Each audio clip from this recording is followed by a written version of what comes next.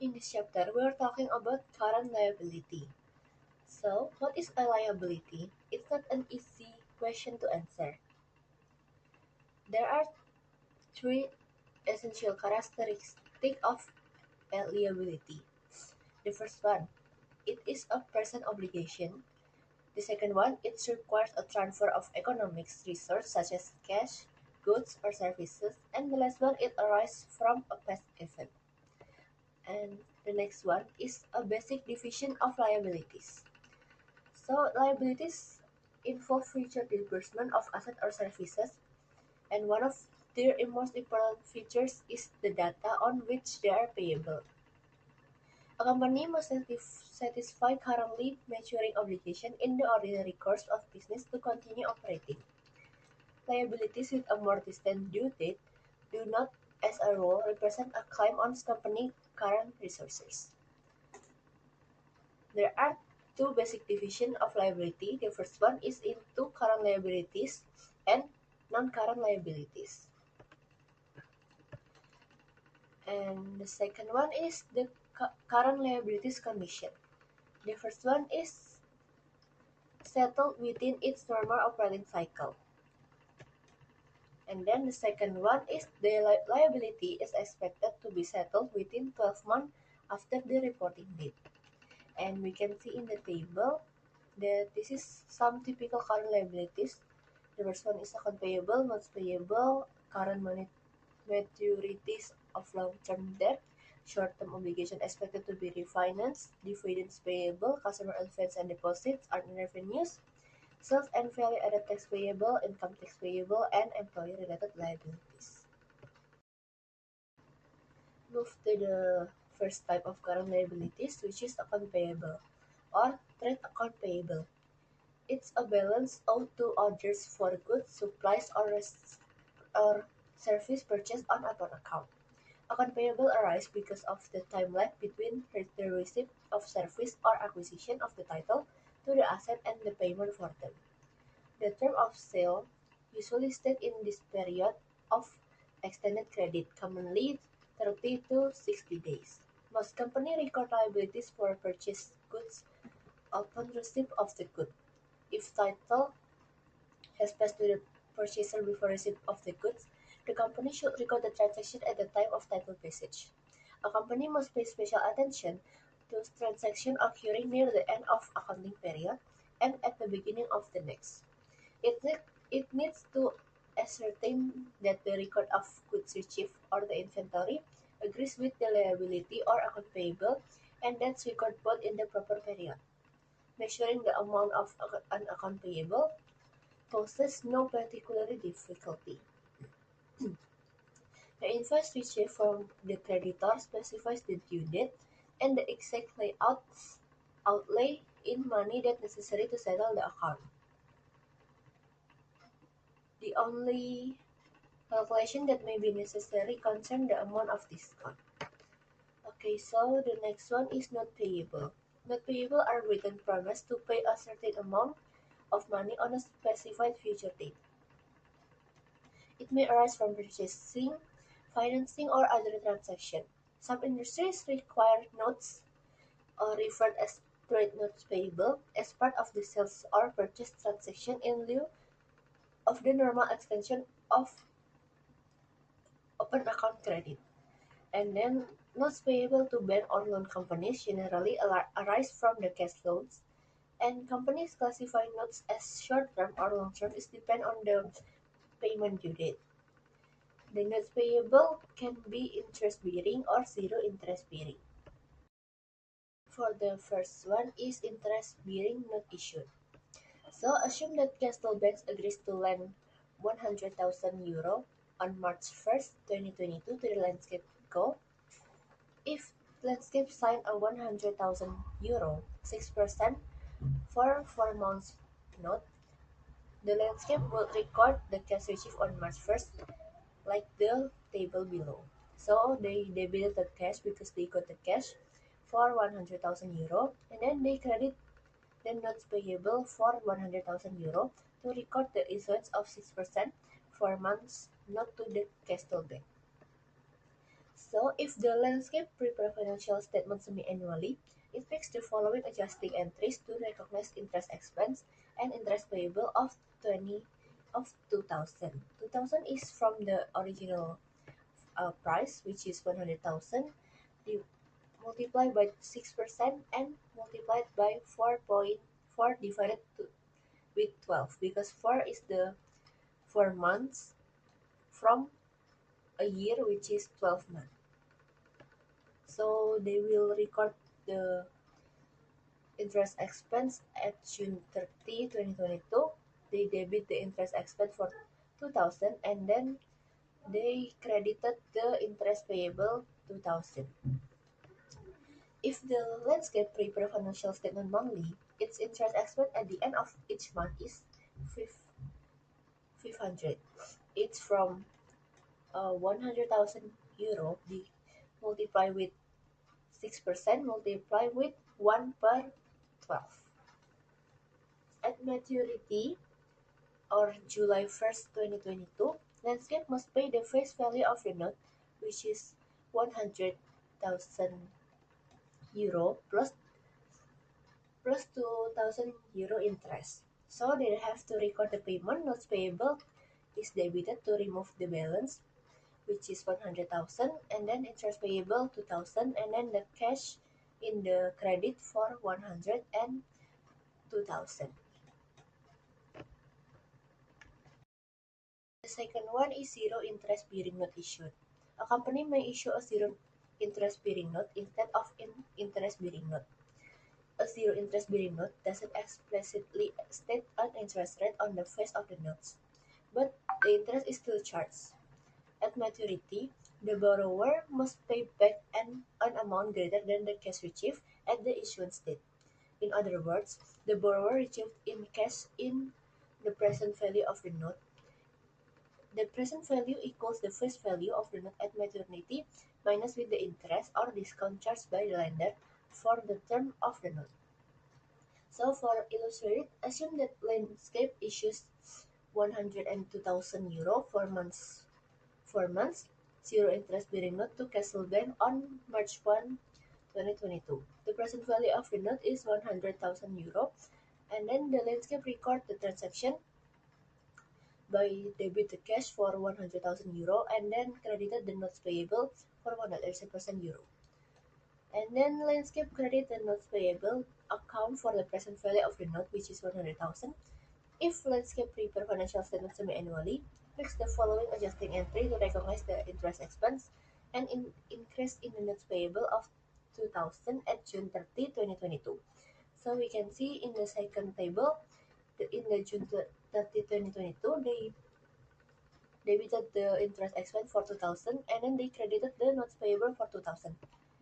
And at the maturity on July 1st, the Landscape must pay the face value of the note. So they debit the notes payable for 100,000, 100 and 2,000, and then the cash for the same amount to record the payment.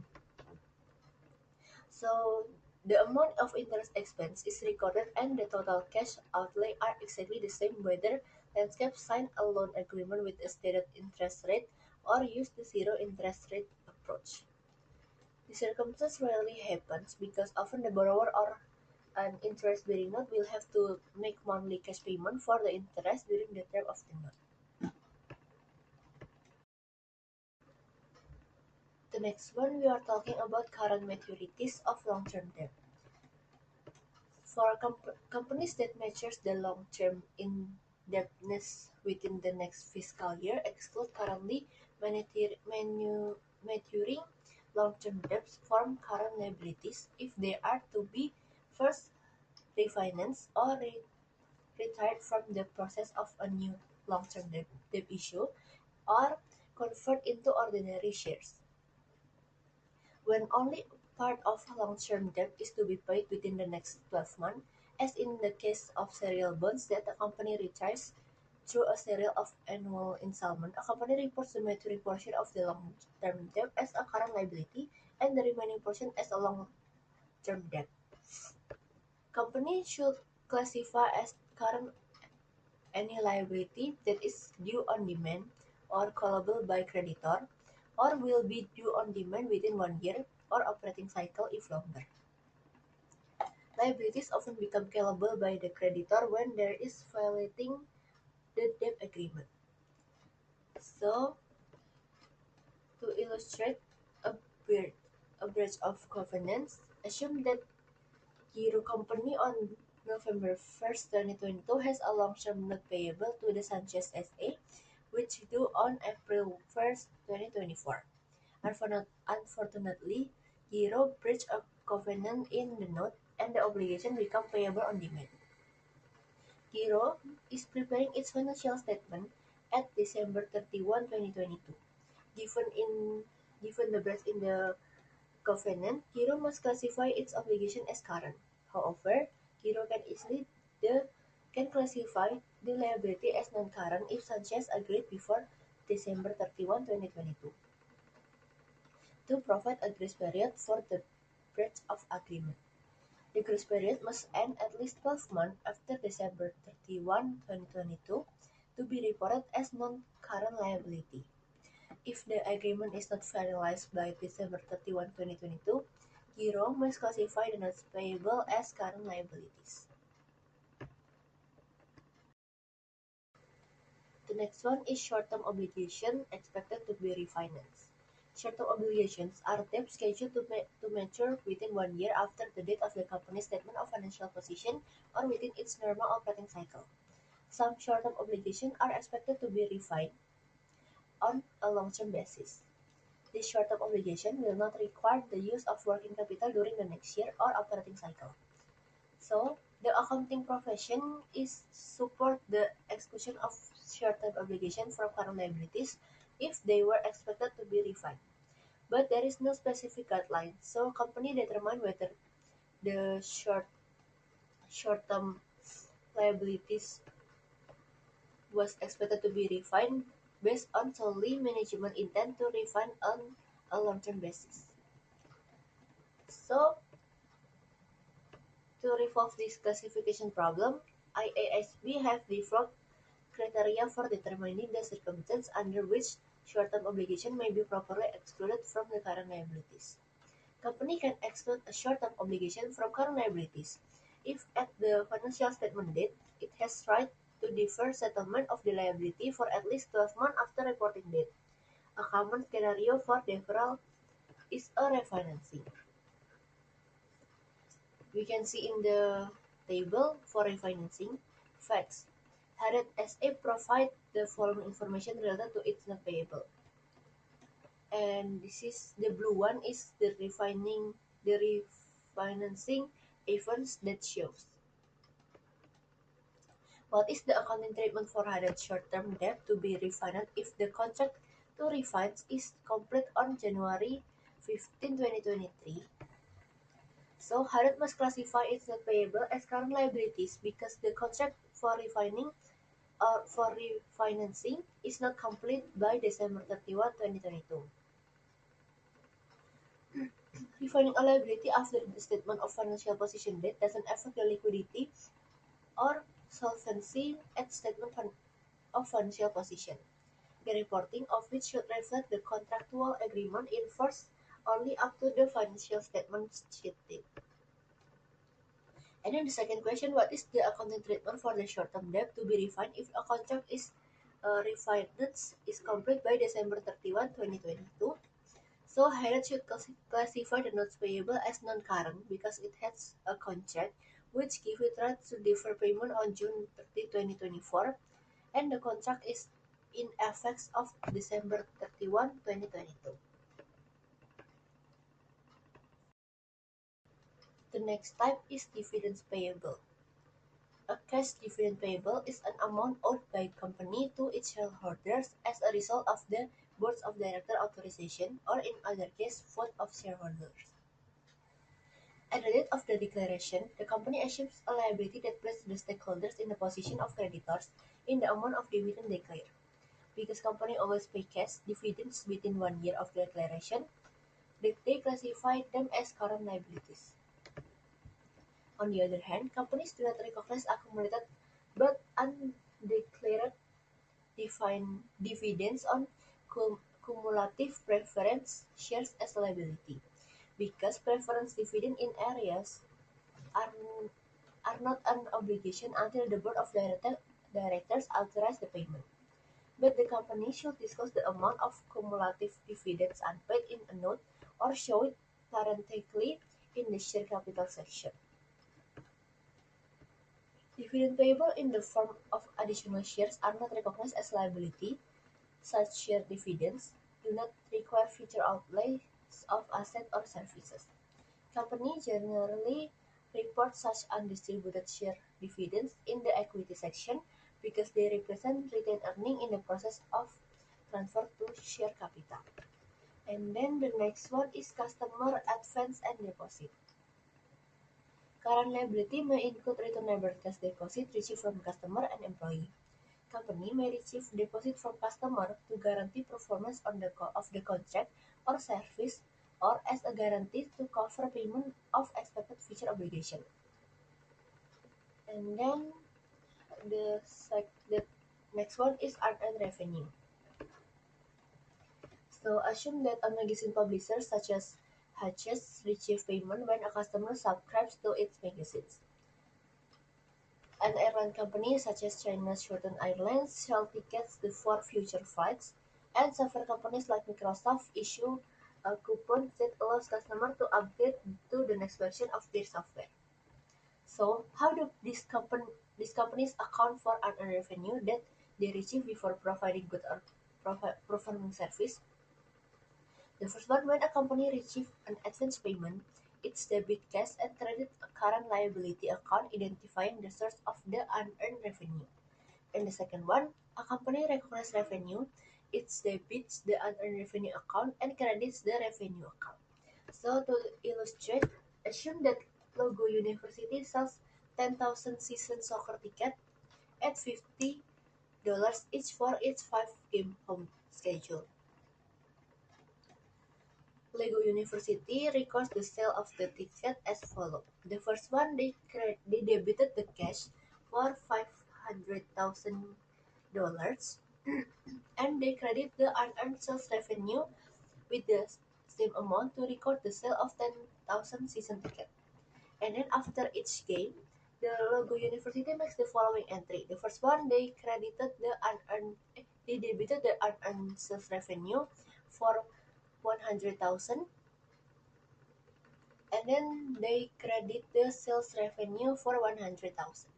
It's to record the soccer ticket revenue. The account unearned sales revenue represent the unearned revenue. Logo University reports it as a current liability in the statement of financial position because the school has performed obligation, and as the ticket holders attend games, Logo recognizes the revenue and reclassifies the amount from unearned sales revenue to sales revenue. Unearned revenue is material for sub-companies.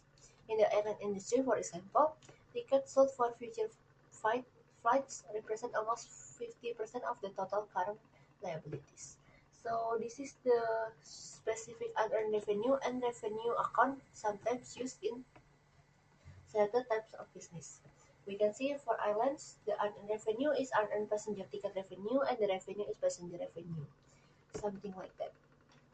The statement of financial position obligation for any commitment that are redeemable in goods or services. The income statement report revenues related to the performance obligation satisfied during the period. My name is Melita Ratnilati Faivana with the last NPM 335, and I'm gonna explain about the sales and value added taxes payable. So, did you know that most countries have consumption tax, and in the consumption tax, it contains either a sales tax or value added tax or V VAT, and the purpose is to generate revenue for the government similar to the company or personal income tax.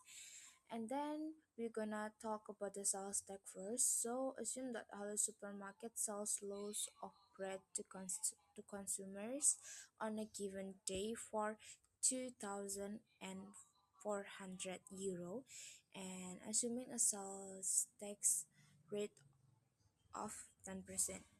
So you gonna so in this situation, Hello Supermarket record a liability to provide for taxes collected from customers but not yet remitted to the appropriate tax authorities. So you gonna multiply the 200 the 2,400 euro with the 10%, and then the result you sum it with the 200 and for with 2,400 euro, and you got the 2,640, and you record it as cash in debit and sales revenue, also sales taxes payable in credit. And then the sales tax collection credited to the liability account are not equal to the liability as computed by the government formula. Also, companies make an adjustment of the liability account by recognizing a gain or loss on sales tax collection in some cases, in such a case. And many companies do not segregate the sales tax and the amount of the sale at the time of sales. Then, to reflect correctly the actual amount of sales and the liability for sales taxes, the company debits the sales revenue account for the amount of the sales taxes due to the government on the sales and credits the sales tax payable account for the same amount. Okay, for the next, let's talk about the value added taxes payable. So, value added taxes or VAT are used by tax authorities more than sales tax. And the VAT is collected every time a business purchases products from another business in the product supply chain. And to illustrate, assume that Hill Farms with grows wet and sells it to Sunshine Baking for 1,000 euro, and the VAT is 10%. So they makes the entry the cash 1,100 in debit, and then sales revenue and value added taxes payable in credit. With the amount, the sales revenue is 1,000 and the value added taxes payable is 100. 1,100 is from 1,000 multiple with the 10%, and then the result sum it with the 1,000. So they got 1,100. And Hill Farms Wet then remits the 100 euro to the tax authority. For the next, Sunshine Baking makes loaves of bread from this bread and sells it to Hala Supermarket for 2,000, and the VAT is same, which is 10%. So the Sunshine Baking multiple the 2,000 with the 10%, and then the result they sum it with the 2,000, and then they record it with the cash in debit 2,200 and sales revenue 2,000, and the value added tax payable is 200. But the Sunshine Baking remits remits 100 to the government, so they not remit 200 because the left of 100 is already paid to Hill Farms with, so they only remit 100 to the government. And then for the next, Hala Supermarket sells the loaves of bread to consumers for 2,400 euro, and the VAT is the same, which is 10%. And then they also they multiple the 2,400 with the 10%, and the result you sum it with the 200 with the 2,400, and you got the 2,640, same as the previous slide. And then the Hollow supermarket sends only 40 euro to the tax authority because it deducts the 200 euro VAT already paid to Shanshan Peking. So the next is income taxes payable, and a business must prepare an income tax return and compute the income taxes payable resulting from the operation of the covenant period.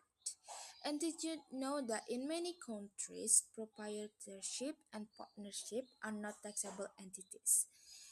And then most companies must make periodic tax payment throughout the year of the appropriate government agency, and these payments are based upon estimate of the total amount tax liability and differences between taxable income under the tax laws and accounting income under IFRS sometimes occurs. And then because these differences, the amount of income taxes payable to the government in any given year might differ substantially from income tax expense as reported on the financial statement. And for the next, we have employee related liabilities. So, uh, they have three following items related to employee compensation, which is payroll deductions, compensated absence, and bonuses. For the first, I am gonna talk about the payroll deduction. So there is there is common types of payroll deductions. They are taxes, insurance premiums, employee savings, and union dues. And to the extent that a company has not remitted the amounts deducted to the proper authority at the end of the accounting period, it should recognize them as current liabilities. And then there in the payroll deduction there is social security taxes. So must government provide a level of social benefits for retirement, unemployment, income, disability, and medical benefits to individuals and families. The benefits are generally funded from taxes accesses on both the employer and the employees. And then the company should report the amount of unremitted employee and employer social security tax on gross wages paid as a current liability. And then let's go to the next slide. Okay, for the next, in payroll deduction, we also have income tax withholding. So, income tax laws generally require employees to withhold from each employee's pay the applicable income tax due on those wages. And then the employer computes the amount of income tax to withhold according to a government prescribed formula of withholding tax table, and that amount depends on the length of the pay period and each employee's taxable wages, marital status, and claim dependence. And then for the next is the example of payroll deduction. So assume a weekly payroll of $10,000 entirely subject to social security taxes, which is 8%, with income tax withholding of $1,320 and union dues of $88 deducted. And the company records the wages and salaries paid at the employee payroll deduction as follows. So there is the table, and they record the salaries and wages expense, which is 10,000 in the debit, and then the withholding taxes payable in credit 1,320. And then social security tax payable, eight which is 800. This is from one thou is it this is from 10,000 multiple with the 8% in credit. And then union dues payable, which is 88 dollars, and the cash is 7,792. And then they record the employer payroll taxes with payroll tax expenses 800 in the debit, and social security taxes payable also 800 in the credit.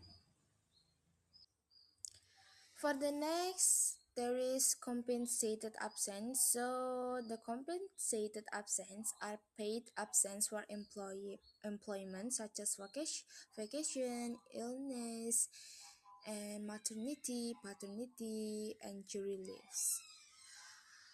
And then there is also vested rights. They are exist when an employer has an obligation to make payment to an employee even after terminating his or her employment. There is also accumulated rights. It is those that employees can carry forward to future periods if not used in the period in which earned. And for the example, to illustrate, assume that you earn 4 days of vacation pays as of December 31 and the end of your employer's fiscal year. And then your 4 days of vacation pay are vested, and your employer must accrue the amount. And then I want you to assume that your vacation days are not vested but that you can carry the 4 days over into later periods. So they are accumulated rights for which the employer must make an accrual. However, the amount of the accrual is adjusted to allow for estimated forfeitures due to turnover. And then there is non-accumulating rights. So non-accumulating rights do not carry forward. They lapse if not used. And as a result, a company doesn't recognize a liability or expense until the time of absence or benefit. There is also sick pay. So, uh, if sick pay benefits fast, a company must accrue them. But if sick pay benefits accumulated but do not vest, a company might choose whether to accrue them. And then the company should recognize the expense and related liability for compensated absence in the year earned by employee. For example, if new employees receive rights to 2 weeks paid vacation at the beginning of their second year of employment, a company considers the vacations pay to be earned during the first year of employment. And I want to ask what rate should a company use to accrue the compensated absence cost, the current rate or an expected rate. So the IFRS recommends the use of the expected rate, but companies will likely use the current rather than expected rates because future rates are not known. So, assume that the company employs 10 individuals and pays each 480 euro per week, and employees earn 20 unused, unused vacation weeks in 2022, and in 2023 the employees used the vacation week. But now they each earn 5 540 euro per week. And the company will accrue the accumulated vacation pay on December 31, 2022, with the salaries and wages expense 9,600 in the debit, and the salaries and wages payable 9,600 in the credit. This amount is from 480 multiple with the 20. And then at December 31, 2022, the company reports on its statement of financial position a liability of 9,600. In 2023, they record it payment of vacation pay with the salaries and wages payable 9,600 in debit, and then salaries and wages expense 1,200 in the debit, and then the cash 10,800 in the credit. This amount is from 540 euro multiple with the 20. Okay, for the next we have profit sharing and bonus plan. So a company may consider bonus payments to employees as additional salaries and wages, and should include them as a deduction in determining the net income for the year.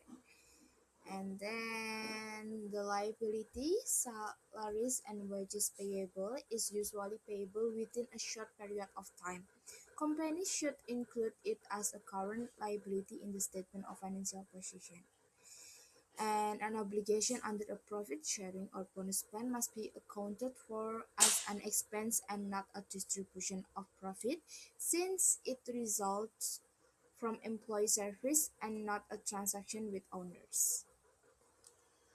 Okay, to illustrate, uh, Palmer Company shows income for the year 2022 of $100,000, and it will pay out bonuses of $10,700 in January 2023. So Palmer makes an adjusting entry dated December 31, 2022, to record the bonuses with the salaries and wages as expense $10,700 in the debit, and salaries and wages payable 10,700 in credit. And then in January 2022, when Palmer pays the bonus, they will make journal with the salaries and wages payable 10,700 in debit, and cash 10,700 in credit. For the next, we have provisions. So a provisions is a liability of uncertain timing or amount, sometimes referred to as an estimated liability. And common types of provisions are obligations related to litigation, warranties or product warranties, business restructurings, and environmental damage.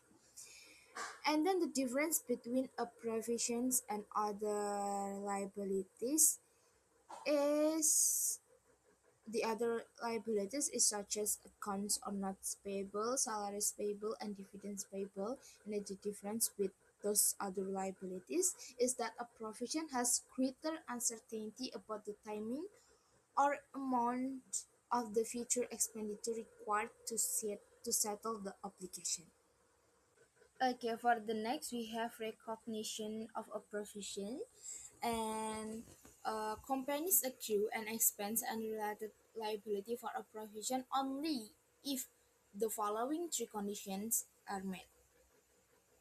Those conditions, they are: a company has a present obligation or legal or constructive as a result of a past event. The second one, it is probable that An outflow of resources embodying economic benefits will be required to settle the obligation. Third, the last is a reliable estimate can be made of the amount of the obligation. But if these three conditions are not met, no provision is recognized. In applying the first condition, the past event, often referred to as past obligation event, must have occurred.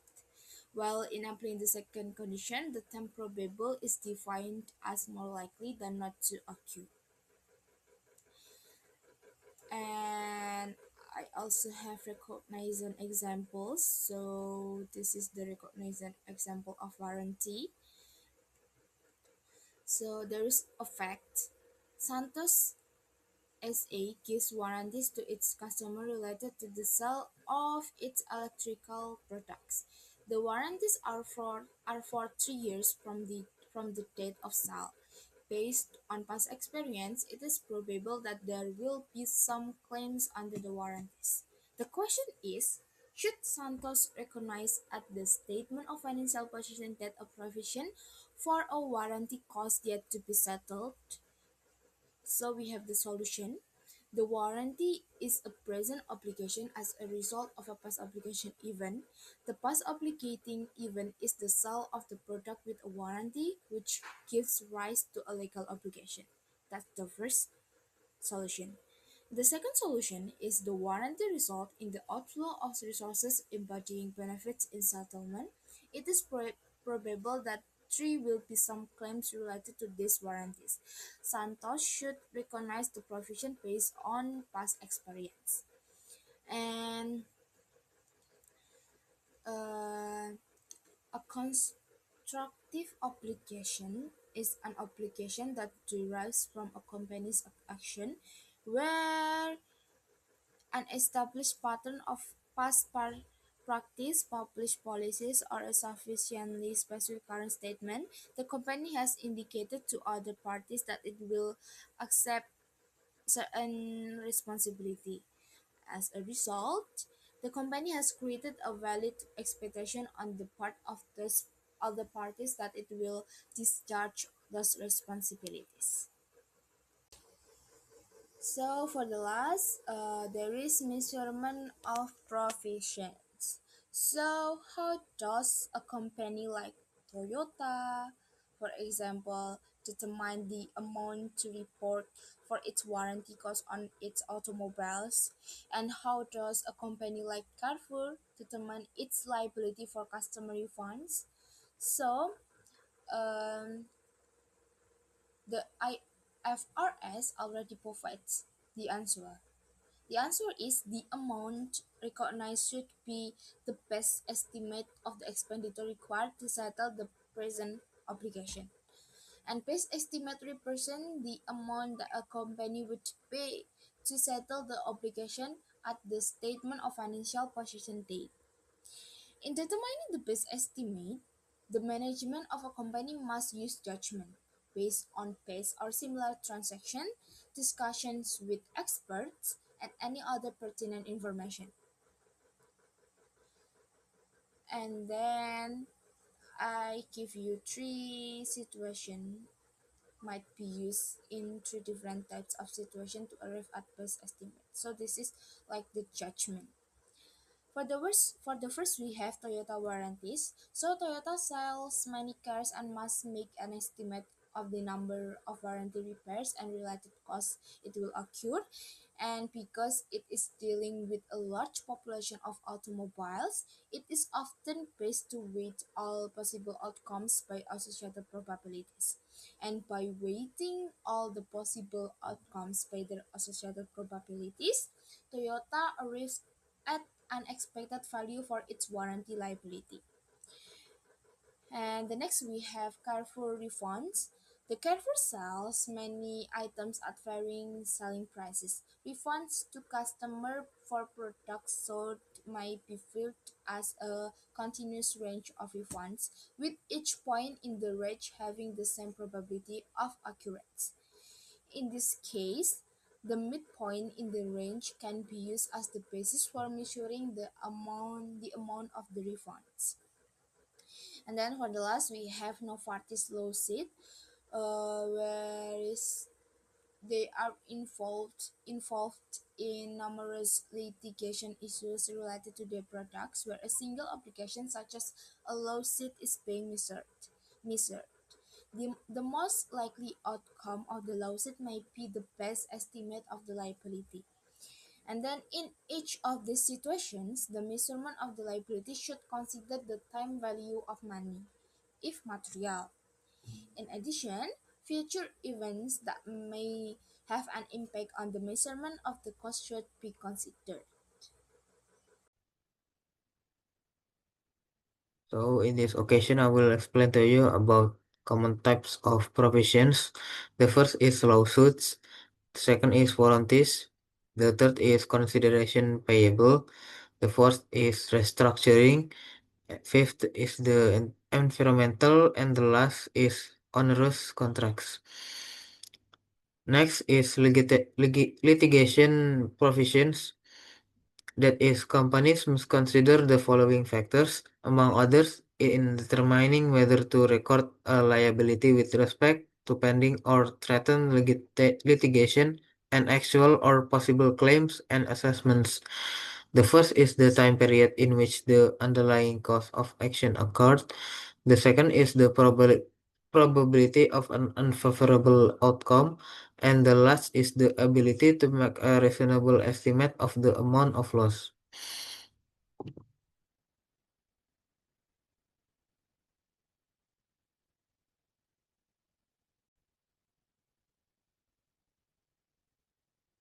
So the next is warranty provision.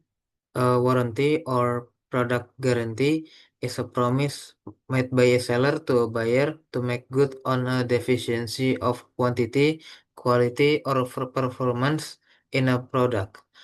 Manufacturers commonly use it as a sales promotion technique.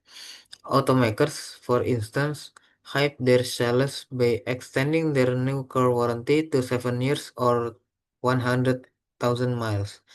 For a specific provi- for a specified period of time following the date of sale to the customer, the manufacturer may promise to bear all or part of the cost of replacing defective parts, to perform any necessary repairs or servicing without charge, to refund the purchase price, or even to double your money back.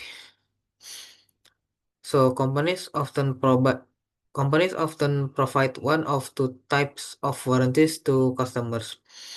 The first one is the warranty that the products meets agreed upon specifications in the contract at the time the product is sold. This type of warranty is included in the sales price of a company product and is often referred to as an assurance type warranty. Nor the second, the warranty that provides an additional service beyond the assurance type warranty. This warranty is not included in the sales price of the product and is referred to as service type warranty. As a result, it is recorded as a separate performance obligation.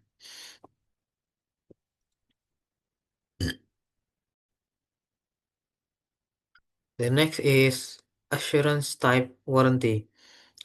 So, assurance type warranty means that company do not record a separate performance obligation for assurance type warranties. This type of warranty is nothing more than a quality guarantee that the good or service is free from defects at the point of sale. These types of obligations should be expensed in the period that goods are provided or service performed. In addition, the company should record a warrant liability. The estimated amount of the liability includes all the costs that the company will incur after sale due to the correction of defects or deficiencies required under the warranty provisions.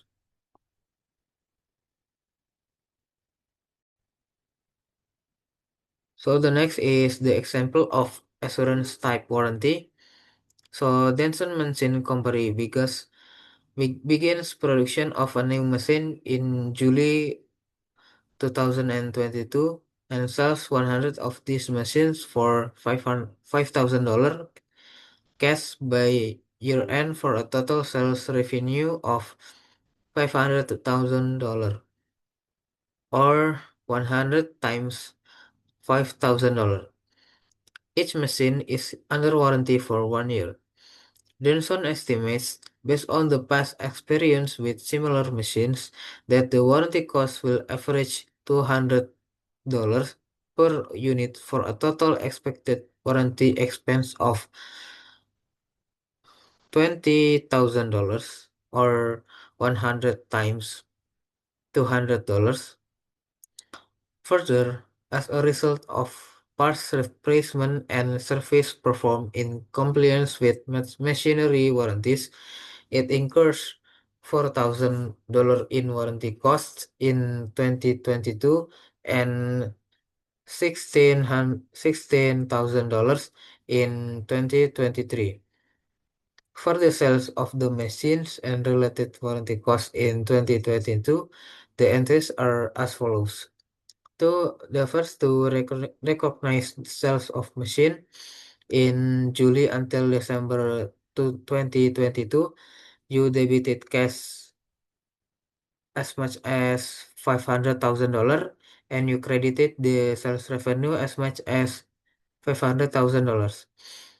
And the second to record payment for warranty expenditures incurred in 2022 in July until December 2022, you debited warranty expense as much as $4,000 and you debited cash, inventory, accrued payroll as much as $4,000.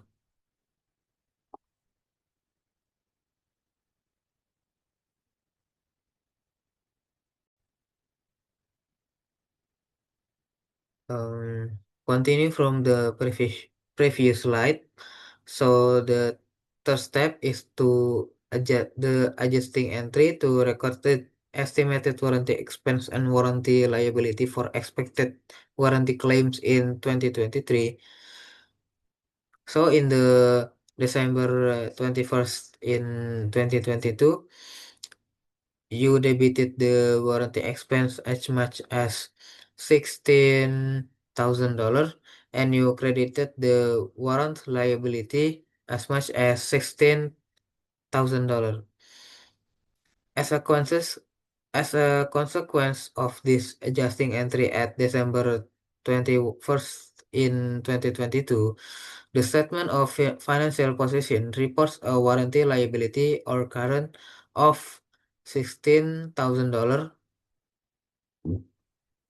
by $20,000 minus by $4,000. So the income statement for 2022 reports sales revenue of $500,000 and warranty expense of $20,000. The fourth step is to record payment for warranty expenditures incurred in 2023 related to 2022 machinery sales. So in the January 1st 20 until the December 31st in 2023, you debited the warrant liability as much as $16,000 and you credited cash, inventory, and accrued payroll as much as $16,000.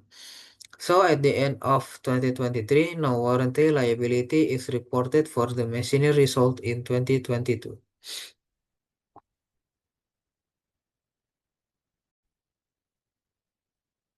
So next we will talk about the service type warranty. So a warranty is sometimes sold separately from the product. For example, when you purchase a television, you are entitled to a assurance type warranty. You will also undoubtedly be offered an extended warranty on the product at an additional cost referred referred to as a service type warranty. In most cases, service type warranties provide the customer a service beyond fixing defects that existed at the time of sale.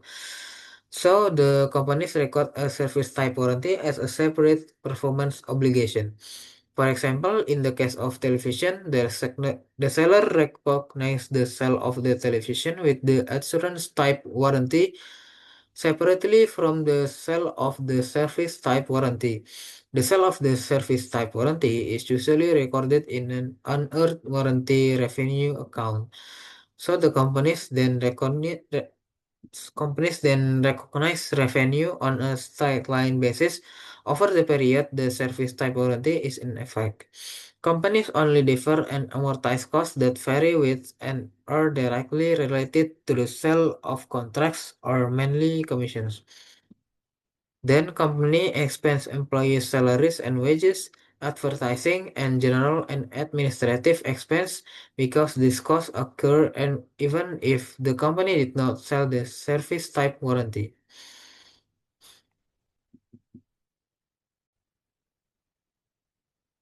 Next, I will explain to you about the example of service type warranty. For example, if you purchase an automobile from Hamlin Auto for $30,000 on January 2nd in 2022, Hamlin estimates that the assurance type warranty cost on the automobile to be $700. In case, Hamlin will pay for repairs for the first 36,000 kilometers or 3 years, whichever comes first. You will also purchase for $900 service type warranty for an additional years, 3 years or 36,000 kilometers. Hamlin incurs warranty costs related to the insurance type warranty of $500 in 2022 and $100 in 2023 and 2024. Hamlin records revenue on the server type warranty on a straight line basis as the follows. The first, to record the sale of the automobile and related warranties in January 2nd, 2022. So you debited the cash as much as $30,900 from the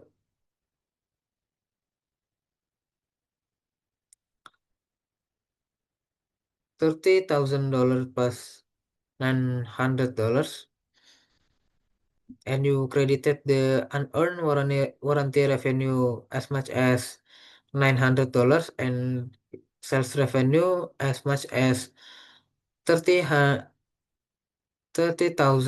dollars. And the second step to record warranty expenditures incurred in 2022 from the January 2nd until December 31st in 2022. So you debited warranty expense as much as $500 and you credited cash inventory and accrued payroll for $500.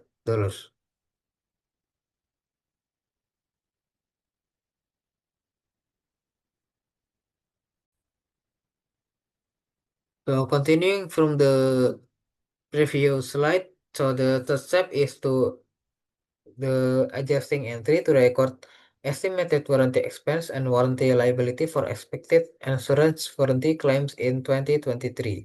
So in the December 21st in 2022, you debited warranty expense as much as $200 and you credited warranty liability as much as $200. As a consequence of this adjusting entry at December 31st in 2022, the statement of financial position reports a warranty liability of $200 by $700 minus $500 for the assurance type warranty. The income statement for 22 reports sales revenue of $30,000 and warranty expense of $700. The fourth step to record revenue recognized in 2025 and on the safety type warranty in December 31st in 2025. So you debited unearned warranty revenue as much as $300 and you credited warranty revenue as much as $300. So the warranty expenditures under the service type warranty will be expense as incurred in 2025 until 2027.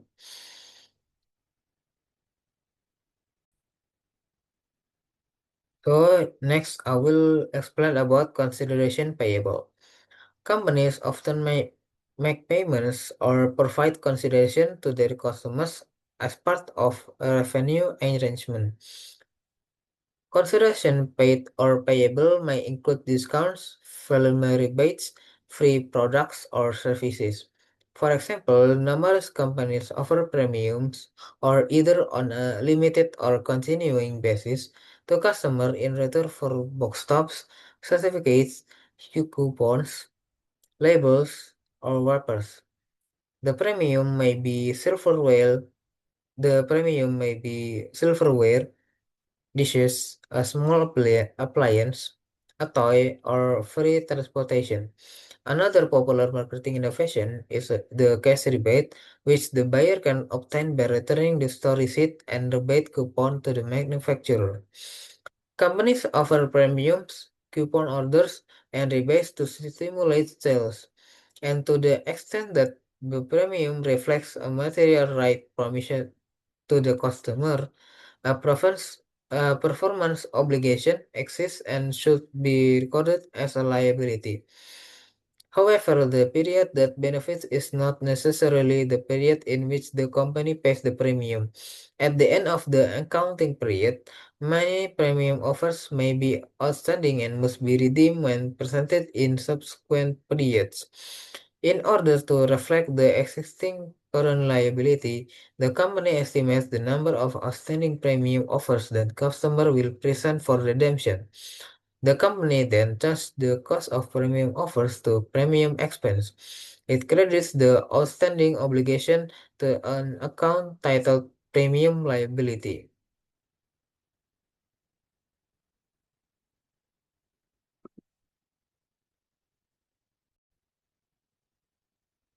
Next, I will explain about the example of consideration payable.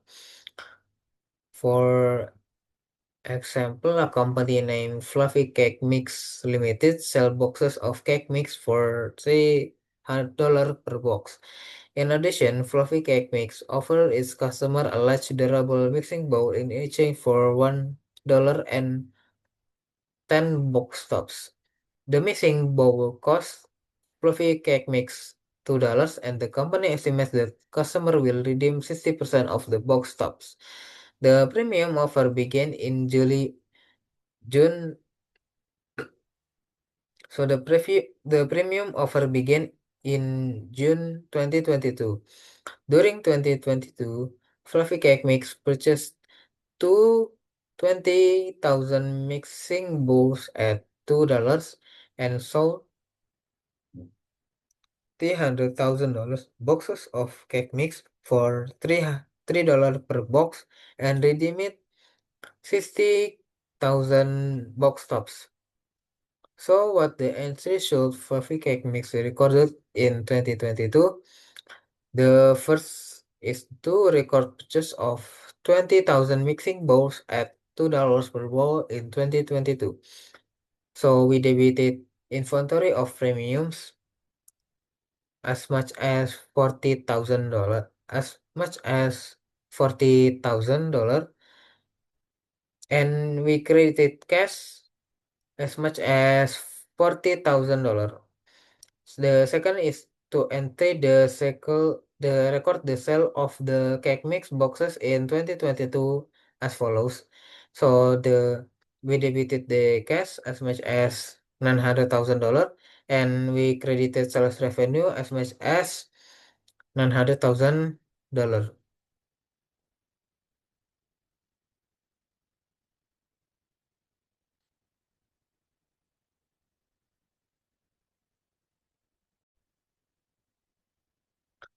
We continuing from the previous slide. So the third steps is to record the actual redemption of 60,000 box tops The receipt of $1 per 10 box tops and the delivery of the mixing bowls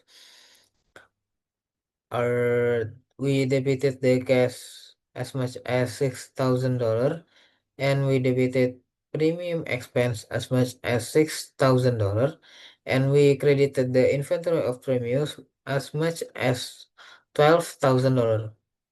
And the fourth step is to adjusting entry to record additional premium expense and the estimated premium liability at December 21st in 2022 as follows.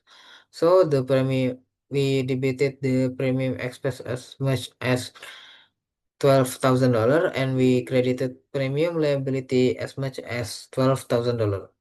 So the computational of premium liability at 31st December in 2022 are total box top sold in 2022 are $300,000. So and the estimated redemptions is 60%. So the total estimated redemptions is $180,000. And the cost of estimated redemptions is $18,000 and the redemptions to date is minus $6,000. So the liability at 31st January in 2022 is $12,000.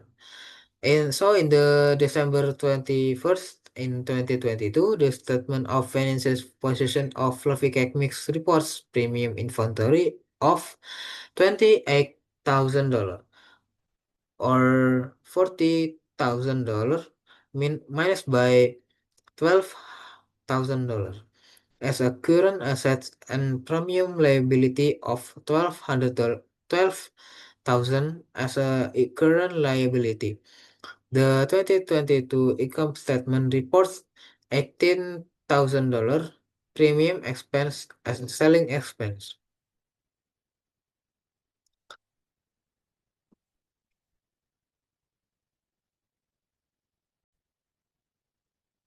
So next we will talk about environmental provisions.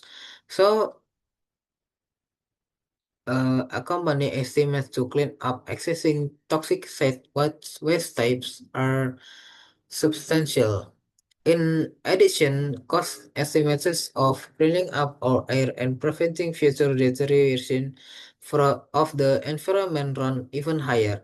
In many industries, the construction and operation of long-lived assets involve obligation for the retirement of those assets. When a mining company opens up a strip mine, it may also commit to restore the land once it completes mining.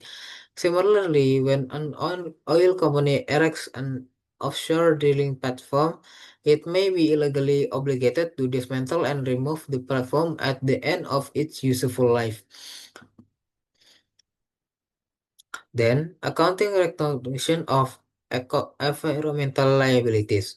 As with other provisions, a company must recognize an environmental liability when it has an existing legal obligation associated with the retirement of long-lived asset when it can reasonably estimate the amount of the liability, such as obligation events, measurements, recognition, and allocation.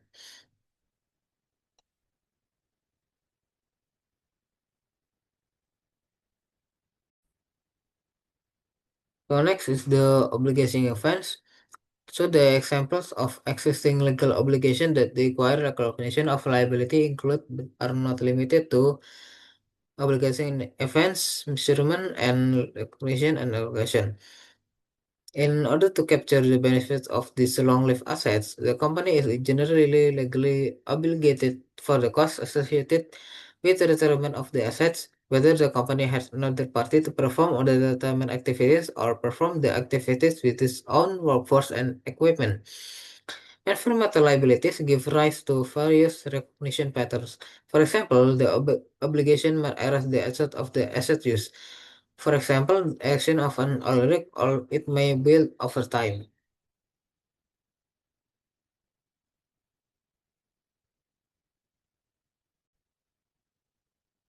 The next is measurement. So a company initially measure an environmental liability at the best estimate of its future cost. The estimate should reflect the amount of a company would pay in an active market to settle its obligation or essentially fair value. While active markets do not exist for many environmental liabilities, companies should estimate fair value based on the best information available. Such information could include market price of similar liabilities if available.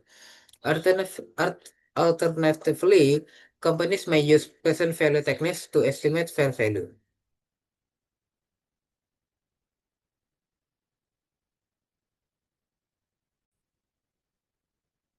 Next, I will explain the example of accounting provisions. So to illustrate the accounting for this type of environmental liabilities, assume that on the January 1st, 2022, Wildcat Oil Company erected an oil well from in the Gulf of Mexico. Wildcat is legally required to dismantle and remove the platform at the end of its useful life, estimated to be 5 years.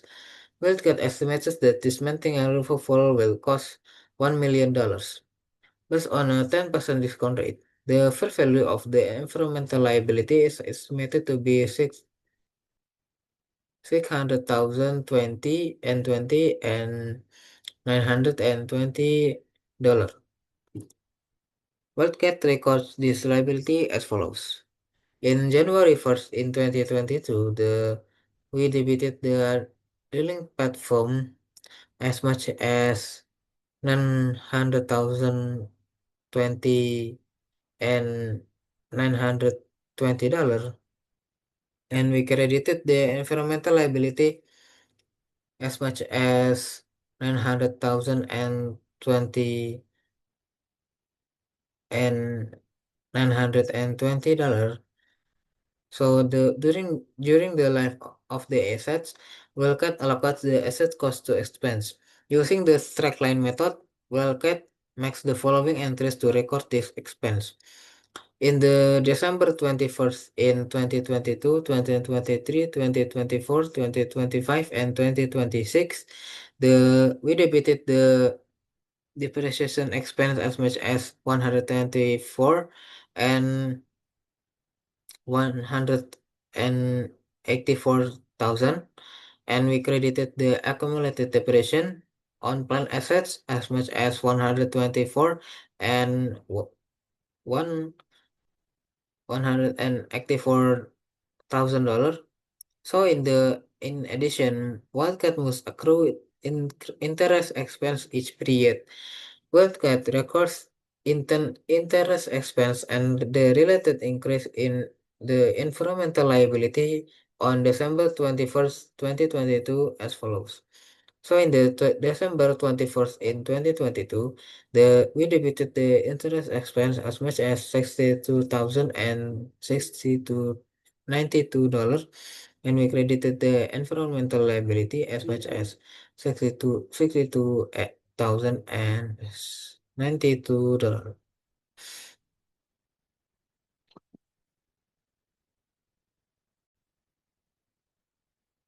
Uh, so we continue from the previous part, the example of accounting provision. So on January 10th in 2027, Wildcat contacts with Big Reclaimers Incorporation to dismantle the preferred at a contract price of $995,000. The Wildcat makes the following journal entry to record settlement of the liability. So we debited environmental liability as much as $1 million, and we credited gain on settlement of environmental liability as much as $5,000, and credited cash as much as $995,000. As indicated, as a result of the discounting, Wilcott incurs two types of costs. The first, an operating cost related to depreciation expense, and second, an finance cost related to interest expense. The recording of the interest expense is often referred to as unwinding the discount, which refers to the fact that the obligation was discounted as a result of present value computations. This discount, in fact, can be substantial. So I think that's all from me. Thank you. So for the first, I will explain about the provision conditions and also the liability analysis based on IFRS standards. So the first is a provision. It's a liability with uncertain timing or amount. A company recognizes a provision when there is a present obligation from a past event. An outflow sources is probable and the amount can be estimated relatively. One important example is the greenhouse gas emission permits. The company can receive permits that allow them to emit the specific amount of greenhouse gases. So there are two accounting approaches for these permits. So the first is the net liability approach. Under this method, no assets is recognized for the free permits. A liability is recorded only when the emission exceeds allocated permits. And then the second is the government grant approach. Under this method, the permits are recognized as an intangible asset at a fair value, while a government grant is recognized and gradually recorded as income. Although this approach differ in presentation, but ultimately have the same impact on shareholders' equity. So this example shows how the accounting standard can provide different methods while still reflecting the same economic reality. So next, we will discuss about 1 year risk contract and restructuring provisions. And 1 year contract occurs when the unavoidable costs of fulfilling a contract are greater than the economic benefits expected from that contract. So according to the IFRS, the provision should be measured at the lower amount between the cost of fulfilling the contract and the cost of canceling it. For the example, if fulfilling a contract cost is 200,000 euros, but canceling it only costs 175 euros, the company should recognize a provision of 175,000 euros. So another important topic is the restructuring provisions, which is restructuring provisions can only be recognized when the management has approved a detailed restructuring plan and communicated that plan to affected parties, creating a valid expectation that the restructuring will occur. So only direct and necessary restructuring costs can be included. This include employee termination benefits, contract contract termination costs, and the onerous contract obligations. However, future operating losses, employees' trains costs, and relocation expense and investment in new system cannot be included. So for the last material, I will explain about the contingent liabilities, contingent assets, and also the liquidity analysis. A contingent liability is a possible obligation that depends on the uncertain future events or a present obligation that cannot be reliably measured. So when the likelihood of payment is probable and the company recognizes provisions, if the likelihood is only visible, the company can disclose the information in the notes to the financial statement. If the likelihood is remote and no disclosure is required. And on the other hand, a contingent asset is a possible asset arising from the past event whose realization depends on the future events. So contingent assets are generally not recognized until the inflow of economic benefits becomes virtually certain. Before that point, they may only get disclosed. And to evaluate short-term financial strains, analysts often use liquidity ratios. So the first is the current ratio, which is the compares current assets to the current liabilities. A higher ratio generally indicates a stronger ability to pay short-term obligation. And then the second is the test ratio, also known as the quick ratio. This ratio excludes inventories and prepaid expenses, focusing only on the most liquid asset.